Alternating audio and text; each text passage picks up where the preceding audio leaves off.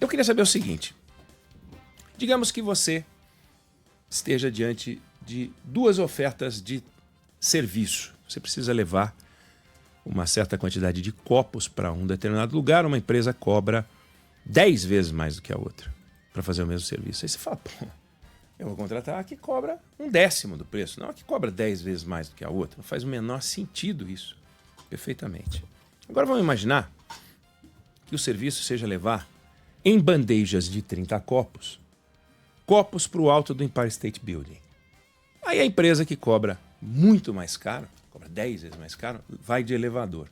E leva uma bandeja a cada viagem. Leva 1 minuto para subir, 1 minuto para descer. A outra vai pela escada. Vai pela escada. Eu estava vendo, existe uma prova para você correr até o topo do Empire State Building. Ninguém correria na velocidade em que esses caras chegam lá em cima em 15 minutos, mas vamos imaginar que chegassem em 15 minutos segurando uma bandeja com 30 copos. Eles conseguiriam fazer, ao final de 1 hora, 2 viagens. Vai, 15 para subir, 15 para descer, 15 para subir, 15 para descer. 2 viagens levariam 60 copos por hora. E o outro é 1 minuto para subir, 1 minuto para descer. Então, ele consegue fazer 30 viagens e leva os 900 copos em 1 hora. E ele cobra 10 vezes mais. Qual é o serviço mais barato? O serviço mais barato, obviamente, é o que cobra 10 vezes mais, porque ele resolve em 1h30, o que o outro vai levar um tempão, muito mais tempo, é só fazer a conta aí. Bom, o que eu quero dizer com isso? Que quando você vai contratar alguém, tudo bem pagar mais, se o cara produz mais. E não adianta pagar mais se o cara produz menos, porque você vai ter um custo tão absurdo de produção, mas tão absurdo, que ao final você vai dispensar essa empresa e essa empresa vai demitir. E os empregados que trabalhavam na empresa mais improdutiva não terão emprego. Vão ter que se requalificar, vão ter que fazer curso, vão ter que procurar emprego numa empresa que trabalha com elevador. E o Brasil, gente, sobe de escada. O Brasil é um país improdutivo. A gente sobe de escada e os outros países sobem de elevador. Os americanos são 4 vezes mais produtivos do que o Brasil.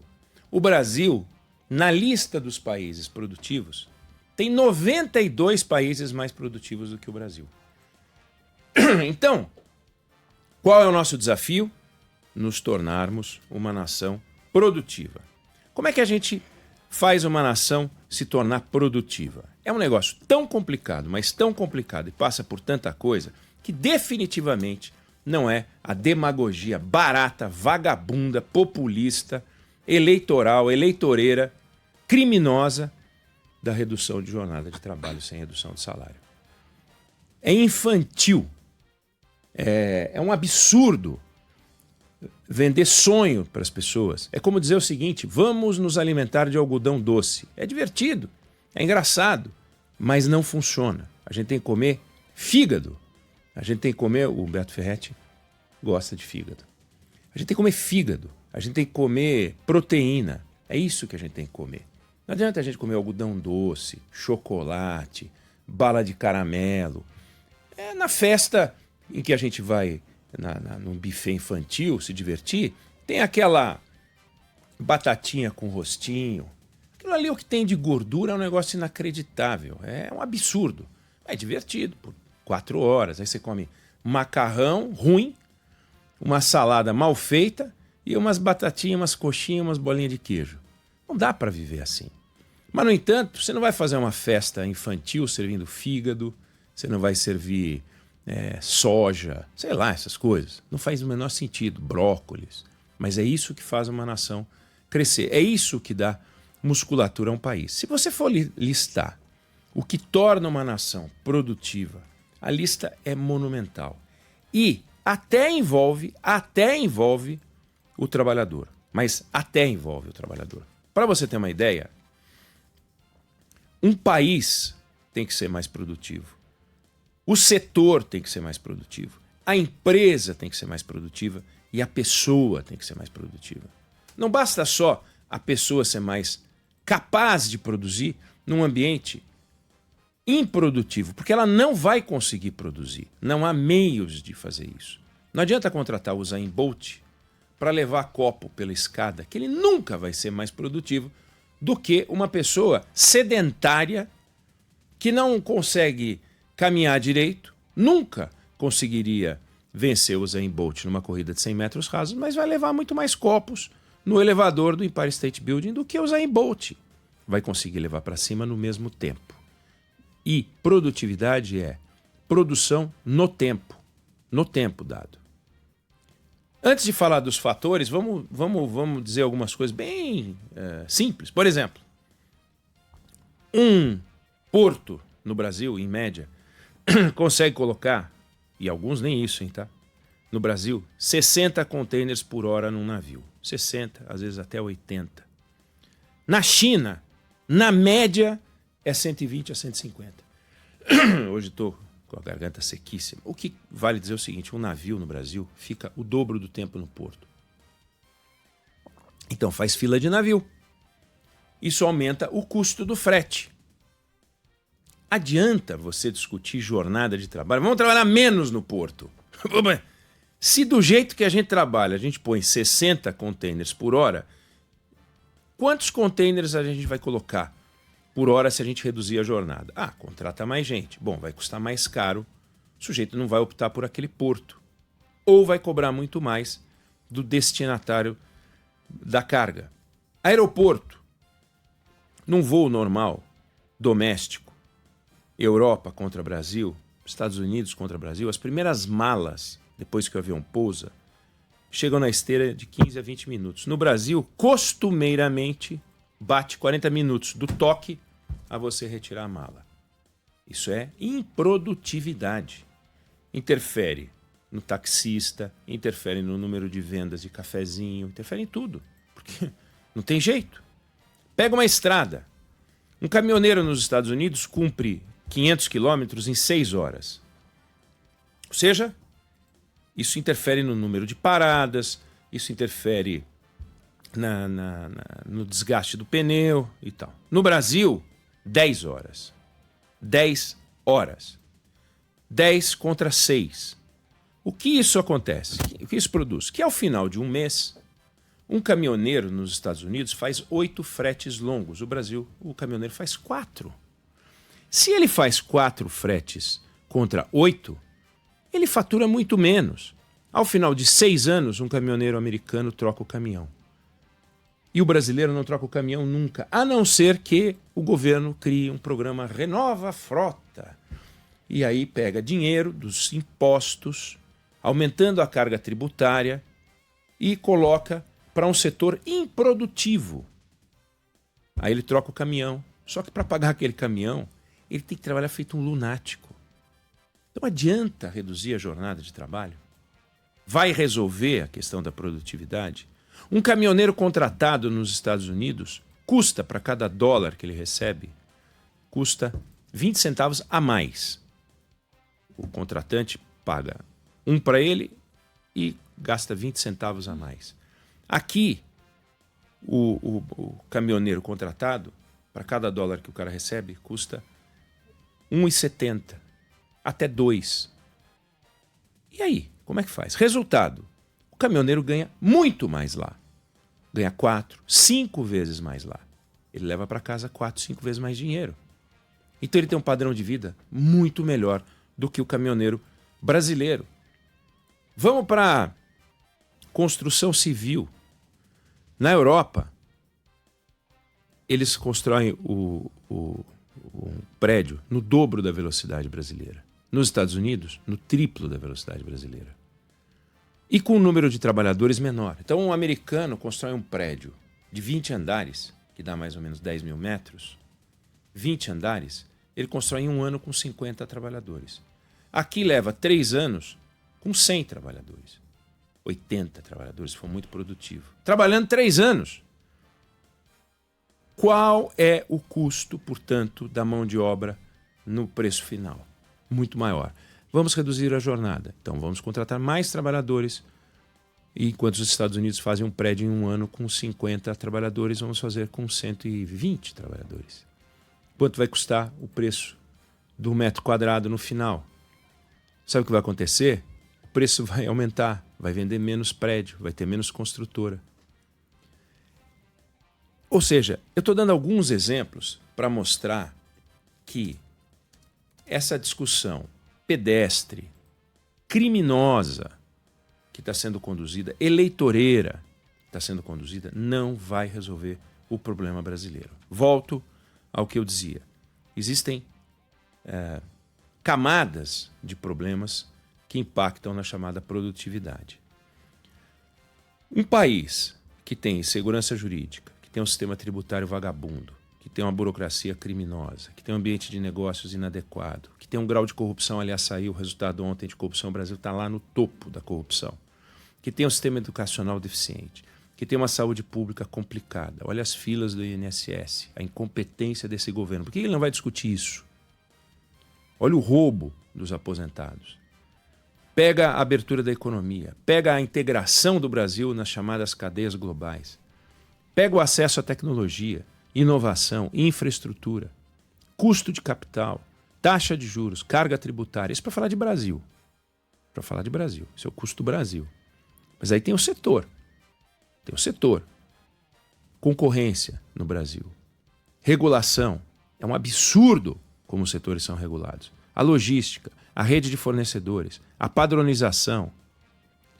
Padronização. Se uma construtora resolver fazer uma parte de um prédio numa fábrica, levando para o canteiro as partes prontas, que é o que fazem as empresas em outros países, vai pagar ICMS. Se fizer a mesma parte do prédio no canteiro de obras, não vai pagar ICMS. Olha que coisa ridícula, coisa criminosa.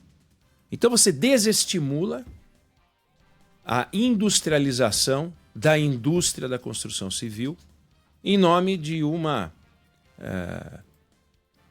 qual a palavra? Você faz uma manufaturização da construção civil. Os caras fazem tudo na obra, no canteiro. O padrão de qualidade é menor, a padronização é menor, a quantidade de erro é maior, o retrabalho é maior, o custo é maior. Falando do setor. Aí você vai para a empresa.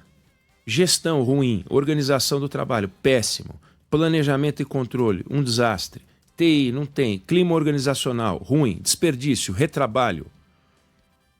Eu li um estudo hoje mostrando que 2 empresas, uma na Alemanha e uma no Brasil, iguais, fazem a mesma coisa, com a mesma máquina, a indústria americana é mais produtiva. Perdão, a alemã é mais produtiva. Usando a mesma máquina. Então não é só a máquina. É a adequação e o treinamento para usar a máquina. É a familiaridade com a máquina. Aí vem a pessoa, o trabalhador, escolaridade, qualificação técnica, capacidade cognitiva, emocional, adequação, saúde física. O camarada pega um ônibus, fica 3 horas dentro do ônibus e vai trabalhar e volta mais 3 horas. Isso pesa. Então, a produtividade não é resultado do esforço individual. A produtividade deriva de uma arquitetura econômica de um país que está moldado para ser improdutivo. O Brasil é improdutivo. Produzir mais no Brasil é resultado de contratar mais e abrir mais fábrica. É assim que a gente produz mais no Brasil. Só conhecemos esse modelo. A gente não conhece o modelo em que um mesmo trabalhador produz mais e a mesma fábrica produz mais. Isso não existe. Então, nos períodos em que o Brasil contratou mais, ele produziu mais, mas ele não ficou mais produtivo, porque não se produziu mais por hora trabalhada. Se produziu mais com uma quantidade maior de horas. A hora do trabalhador não foi mais rentável, de forma que o peso do salário impacta muito no produto final. Se você tem trabalhadores mais produtivos e é nele que caem todas as contas dos custos ligados ao país, ao setor, à empresa e a ele, se você não tem um trabalhador que é mais produtivo, porque o que você faz é dividir o que se produz pelo número de horas trabalhadas num país inteiro, se você não tem isso, como é que você vai conseguir aumentar salário. A gente não consegue. O salário fica um desastre. Como é que você vai conseguir aumentar, reduzir, portanto, a jornada de trabalho sem reduzir salário? E reduzir a jornada de trabalho, reduzindo o salário, também é um desastre no Brasil. Por quê? Porque a gente está no limite da nossa capacidade produtiva pelo número de pessoas disponíveis no mercado de trabalho. Nós não temos gente para contratar. Não temos gente para contratar. E é assim a nossa história. Você pega os momentos da nossa maior produção, são os momentos em que a gente contratou mais gente e abriu mais fábrica. Pega os nossos momentos em que a crise apertou, que o PIB não entregou e houve necessidade de demissão, caiu a produção brutalmente.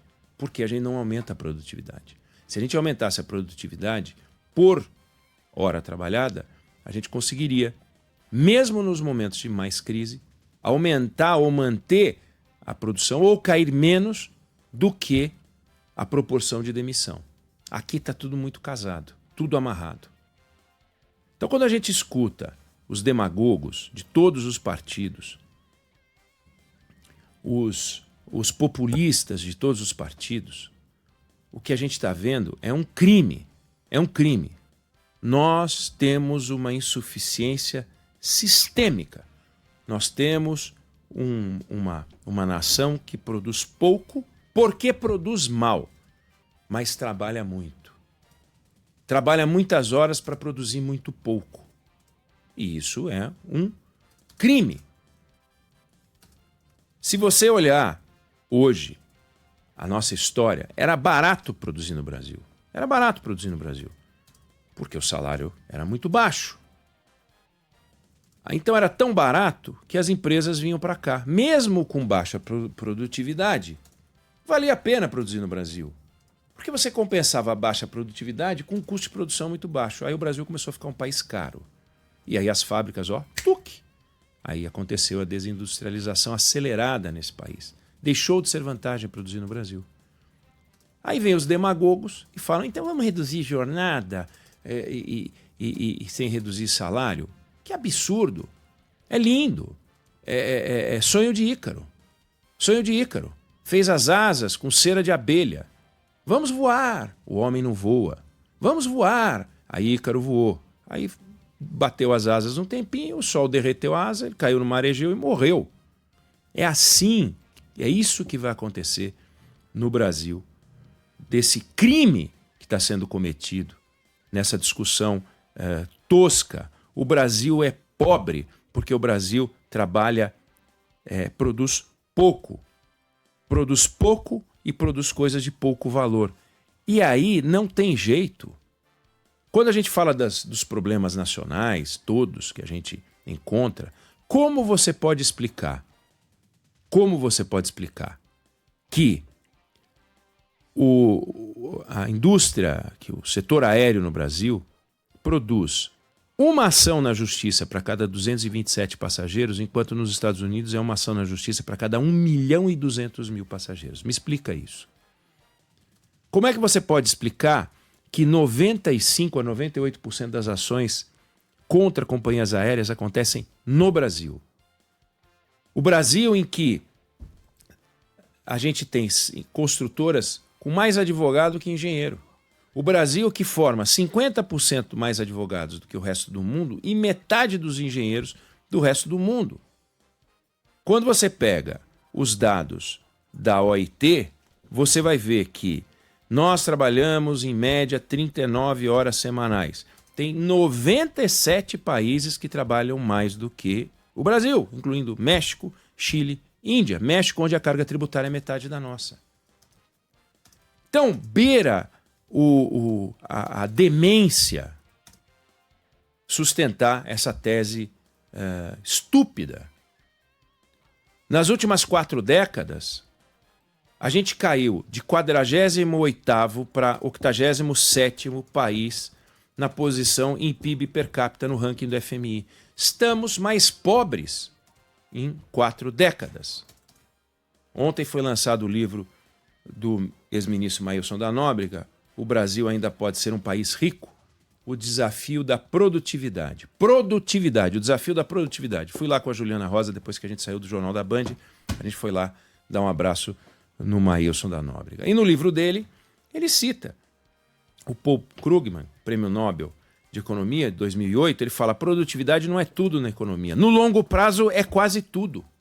No longo prazo é quase tudo. O Brasil, só no setor do agro, conseguiu, de 1970 para 2022, está no livro, manter uma produtividade de 4,6% ao ano. Ou seja, a cada ano, o mesmo número de trabalhadores conseguia produzir 4,6% a mais. Pega isso ao final de 50 anos e você vê o strike. Tá aí o agronegócio, assustando o mundo, fazendo com que a França se borre de medo de assinar o acordo União Europeia-Mercosul, porque sabe que o Brasil é muito produtivo nesse setor. E nos outros setores, como é que nós estamos? Estamos morrendo. Não investimos em tecnologia, não investimos em inovação. A gente não sabe o que é inovação. Nos setores que sabem o que é inovação, a gente avança. Setor bancário. Você acha que no setor bancário estão discutindo jornada de trabalho? Não estão discutindo jornada de trabalho. Não precisa. Tem várias jornadas diferentes no setor bancário. Inclusive, não jornadas. Você me entrega isso. Quando que você me entrega isso? Eu te entrego isso quarta-feira da semana que vem. Se o cara vai trabalhar 3 horas por semana, 2 horas por semana, se ele vai fazer uma jornada de 12 horas num dia, descansar 2, não importa. Por quê? Porque é um setor altamente produtivo e eficiente. Você pega o agro, é um setor altamente produtivo e eficiente. Agora você vai para os outros setores e o Brasil está batendo biela. Batendo biela que fala? Batendo... sei lá, tem um negócio de carro, quando fica batendo, acho que é biela que fala, coisa velha pra caramba. Então, a gente produz pouco. Isso não é culpa do trabalhador. O trabalhador está fazendo um discurso contra o trabalhador. Não, eu não estou fazendo um discurso contra o trabalhador. Estou fazendo um discurso contra os decisores brasileiros, os políticos brasileiros, que estão querendo nos enganar. Se você quer reduzir jornada de trabalho, a redução de jornada de trabalho nos países, ou não é nos países, nos setores onde isso avançou, derivaram do progresso conquistado. No Brasil, querem transformar isso em ponto de partida. É uma inversão completa da lógica. Não faz sentido.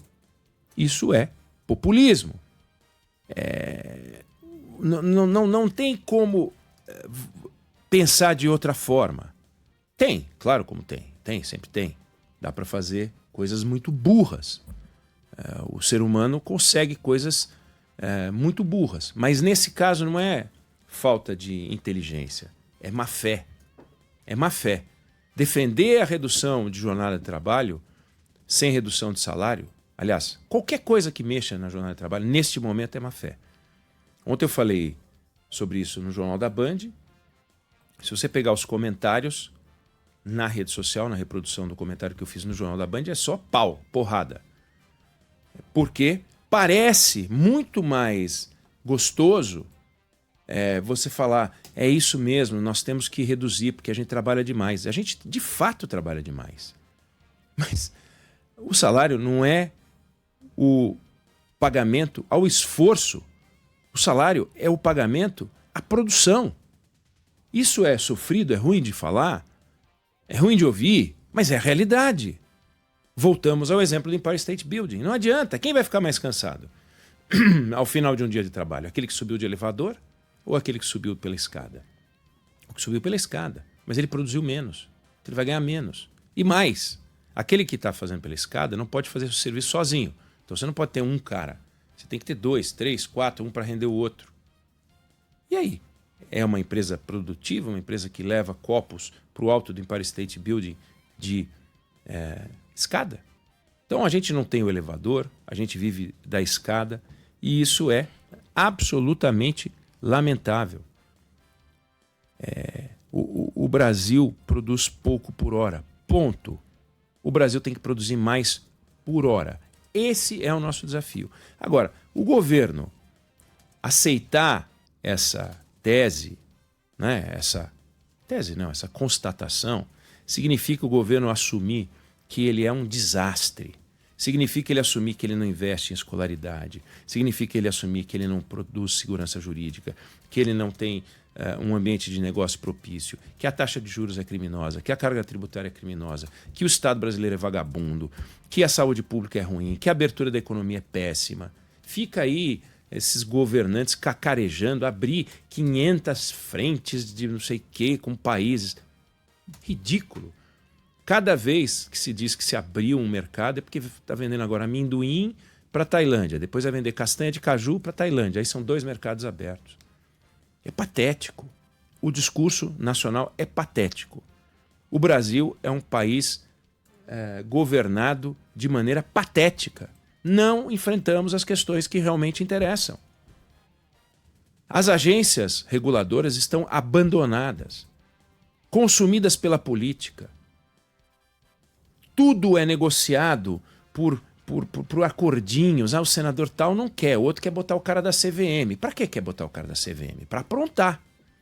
Por que um deputado ou um senador quer indicar alguém na agência que regula energia elétrica? Qual é o interesse dele? Ele quer ajudar o Brasil a ter uma energia elétrica mais estável? Ou ele quer ter uma estrutura política mais estável que o beneficie? Então, a gente ataca os problemas errados, da forma errada, não enfrenta os problemas certos, não olha para os problemas certos, ignora os problemas certos. A lista para resolver os problemas brasileiros é extensa. Toda vez que você encontrar uma solução para um problema complexo, é uma estupidez. Mas ficam as Gleisi Hoffmann, os Guilherme Boulos, os Lulas, os Fernandos Haddades, os Hugo Motas, os Davi Alcolumbre. Fica todo mundo, 5x2, 5x1, 5x1, 4x3, Erika Hilton, o diabo. Enganação. Não é esse o nosso problema. Não é esse o nosso problema. E quando a gente fizer isso, vamos fazer cartazes gigantes, os marqueteiros dos políticos vão fazer um carnaval. Se passar esse absurdo no Congresso Nacional, esse absurdo no Congresso Nacional, você vai ver o que vai acontecer na campanha eleitoral. Vai ser insuportável a campanha eleitoral. Todo mundo querendo ser pai desse menino bonito. E agora a gente tem jornada 4x3, 5x2. Ninguém sabe, não há um estudo sério, dizendo quantas pessoas no Brasil trabalham jornada 6x1. Não há, porque é tudo muito confuso. Você vai entrevistar uma pessoa e pergunta: quantas horas você trabalha por dia? O cara fala: trabalha 12. Porra, o cara trabalha 12 horas por dia? Quantos empregos você tem? 2. Ele tem 2 empregos. Por isso que ele trabalha 12 horas por dia. Ninguém no Brasil tem um regime trabalhista que trabalha 12 horas por dia, 6 vezes na semana, com um dia de folga. Isso não existe. Na média, trabalhamos 39 horas por semana. Essa é a média. Mas a lei fala em 44. A lei alemã fala em 48. E não se trabalha 48 horas por semana na Alemanha. Na França está escrito 36. E já existem várias alternativas com regimes alternativos que permitem trabalhar mais do que 36 ou 35 horas por semana. Você pode pagar mais por hora, desde que seja mais produtivo. Senão não vai conseguir. A luta dos trabalhadores, que somos todos nós, incluindo os empresários que também são trabalhadores, a luta dos trabalhadores é por uma sociedade mais produtiva. Então a gente tem, na hora que vai escolher o prefeito, encher o saco desses vagabundos candidatos para que eles invistam em transporte coletivo, para que você não fique 3 horas num ônibus, que invistam sim em ensino técnico, que no Brasil é deficiente, porque a gente tem o fetiche da universidade. O presidente fez um discurso pelos 46 anos do aniversário do PT e falou que ele foi o cara que mais abriu a universidade. Qual a importância disso? É muito importante, sim. E os cursos técnicos? A Alemanha é o reino dos cursos técnicos. Lá tem gente que não pode fazer universidade, porque não tem desempenho escolar no ensino médio para fazer a universidade. Está proibido de fazer a universidade. Não fará a universidade. Vai poder fazer um curso técnico. E, no entanto, você tem um ganho por hora trabalhada maior na Alemanha do que no Brasil, maior na Irlanda do que no Brasil. Você tem países, dados da OIT, em que a produtividade é 7 vezes maior do que a brasileira. 7. Então, se você pagar o triplo para o trabalhador, o triplo vale a pena do que pagar um trabalhador brasileiro que produz 1/7 do cara. Paga o triplo. 4 vezes mais, 5 vezes mais. Só se pagar 7 vezes mais é que fica igual. E não se paga 7 vezes mais. Então, na comparação, o Brasil é um país caro. Caro, improdutivo, não vale a pena, instável. Toda hora vem um oportunista vender um milagre, um sonho de Ícaro, e nós estamos diante de mais um. E esse problema é sério demais para ser tratado por político, que não tem a menor ideia do que é o processo produtivo. O último petista que trabalhou nos anos 80. Não sabia nem o que era robô, não sabia nem o que era computador. Esse foi o último petista que trabalhou em fábrica. De lá para cá, máquina pública e fazendo discursinho para a nação. E os empresários e os trabalhadores da ativa, os que realmente estão no dia a dia, é evidente que tem um desafio. O salário tem que aumentar. O salário tem que aumentar. O salário no Brasil é baixo.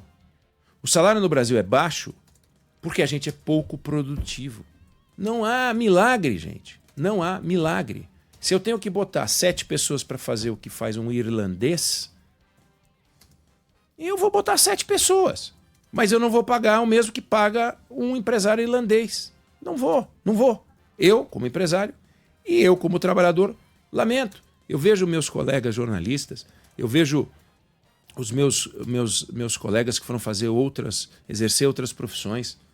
Você vê quanto ganha a hora de um médico, de um engenheiro, de um advogado, de um jornalista, de um economista. Os salários são lá embaixo.